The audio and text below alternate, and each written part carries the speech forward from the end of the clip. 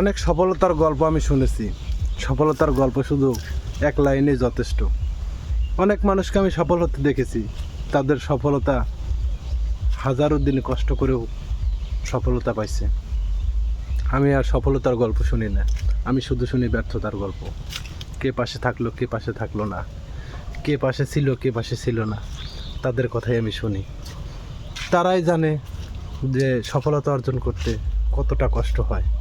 সফলতা তো গল্প তো শুধু শুনলেই হবে না, ব্যর্থতার গল্পটাও শুনতে হবে। মানুষ কীভাবে পড়ে যে তারপরে উঠে দাঁড়ায় সেটাও জানতে হবে। মানুষ পড়ে দেওয়া যদি বসে থাকে তাহলে সে উঠে দাঁড়াতে পারবে না। আমি এটাই বলতে চাচ্ছি যে আপনি সফলতা যদি অর্জন করতে চান তাহলে আপনি উঝাটকে পড়ে দিয়েও আবার উঠে দাঁড়ান, আর তাহলে আপনি সফলতা পাবেন।